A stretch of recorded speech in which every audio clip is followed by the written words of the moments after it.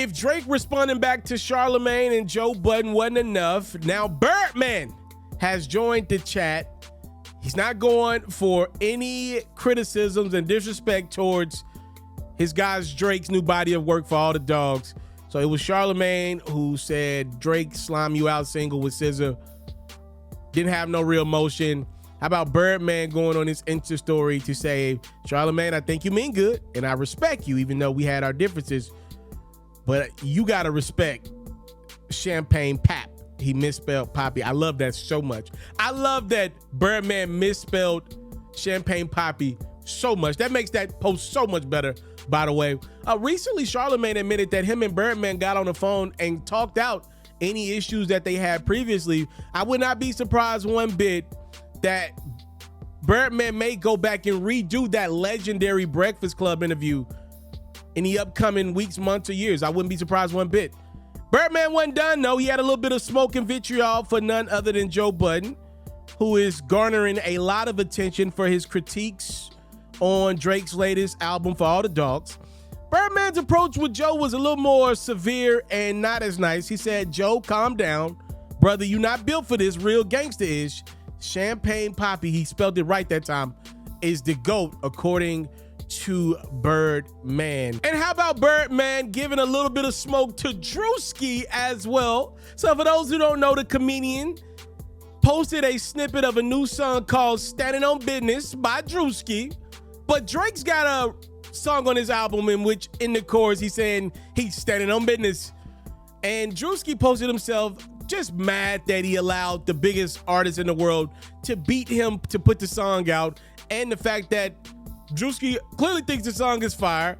It prompted Birdman to get in the comment section of the post and troll Drewski by saying, you still playing with a real gangster, shaking my head. And Drake even said, stunned about to have you come up missing on Miss Gladys. I think Birdman is playing with Drewski. I think he's semi-serious with Charlamagne. I don't think he playing one bit with Joe Budden. I don't think he playing one bit with Joe. And Joe should probably take it as a compliment. I mean, if we're being completely honest and candid, like, Joe's at the top of the media space and his opinion probably holds the most weight of anybody's right now in the space.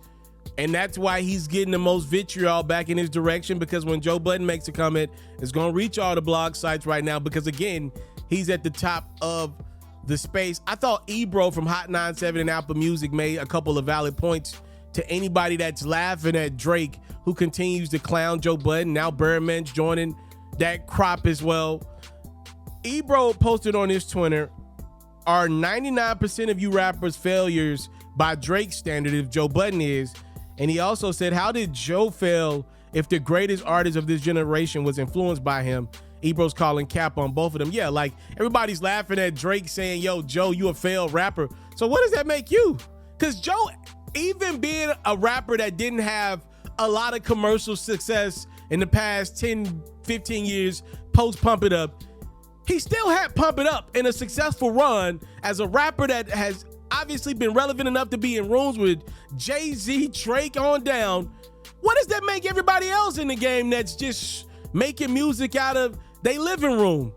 So Joe's more successful than 99% of other people that make music, but he's still 99% less successful than Drake.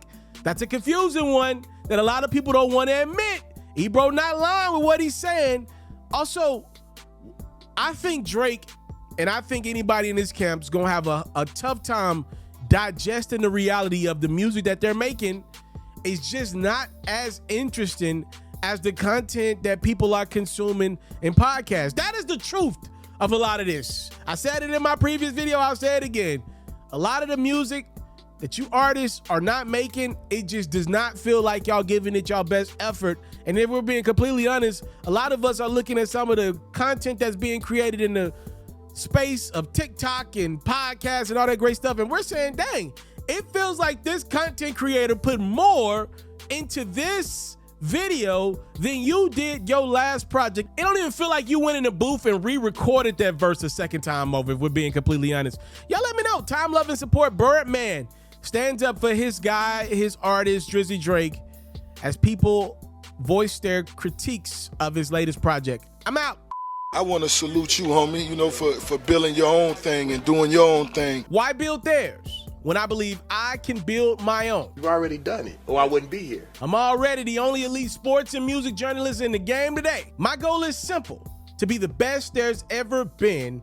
So, please don't go. Make sure you subscribe and follow the journey. It truly means everything to me. I tell stories, I talk music, I cover sports, I am culture, I am FERRO.